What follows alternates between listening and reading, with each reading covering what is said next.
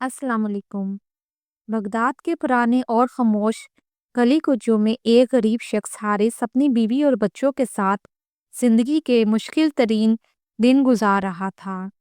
शहर में एक खतरनाक वबा फैली हुई थी जिसने सैकड़ों घरों को वीरान कर दिया था। हारिस भी इसी बीमारी की लपेट में आ चुका था जिसने इसके जिस्म को कमजोर और इसके हाथों को बेकार बना दिया था। काम रुक चुका था, आमदन खत्म हो चुकी थी और घर में कई दिन से चूल्हा ठंडा पड़ा था। बच्चे भूख से बिलक रहे थे और बीवी की आंखों में मायूसी साफ झलक रही थी। आखिर वो दिन भी आया जब हारिस की बीवी ने गुस्से से कहा, यूं खामोश बैठे रहे तो बच्चे फाकों से मर जाएंगे। कोई रोजगार तलाश करो। हारिस ने नजरें झुकाते हुए कहा, मैंने कभी काम से जी नहीं चुराया, लेकिन बीमारी ने मुझे नडाल कर दिया है और अब जिस्म जवाब दे चुका है। मायूसी के आलिम में वो रसोई में गया। शायद कुछ बचा हुआ, लेकिन हर बर्तन ही खाली था। आखिर इसकी नजर एक पुरानी सी रस्सी पर पड़ी। वो इसे उठाते हुए बोला, मैं इस रस्सी को बेचकर कुछ लाता हूँ। शायद आज बच्चों को कुछ मिल जाए। बीवी ने कहा, आज का क्या, कल क्या करेंगे? हारिस ने जवाब दिया, कल का मालिक मेरा अल्लाह है। वो रस्सी लेकर बगदाद की गलियों में निकल पड़ा।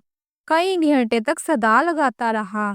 आखिर एक ग्राहक मिला जिसने रस्सी की कीमत सिर्फ 1 दिनार लगाई। हारिस ने पहले इनकार किया, लेकिन जब देखा कि कोई खरीदार नहीं तो मजबूरन वो रस्सी बेच दी। खुशी खुशी घर लौटने लगा ताकि बच्चों के लिए कुछ ले सके, मगर रास्ते में इसने एक नौजवान को देखा जो एक ज़ईफ शख्स को पकड़कर घसीट रहा था।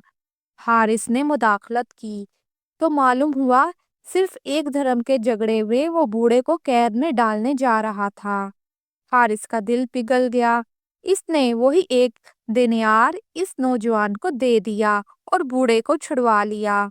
बुजुर्ग हाथ उठाकर दुआएं देने लगा, लेकिन हारिस जानता था कि अब इसे खाली हाथ घर लौटना है। घर पहुंचा, बीवी ने पूछा, क्या लाए हो? तो हारिस ने सारा माजरा सुनाया। बीवी की आंखें भर आई। इसने कुछ न कहा। इसी रात हारिस ने सजदे में जाकर अल्लाह से फरियाद की, गिड़गिड़ा कर दुआ की और कहा, या अल्लाह, तू देख रहा है, मेरे पास कुछ नहीं, लेकिन मैंने तेरे लिए कुर्बानी दी है। अगली सुबह मस्जिद में खलीफा का नुमाइंदा नेक और अमानतदार शख्स की तलाश में आया।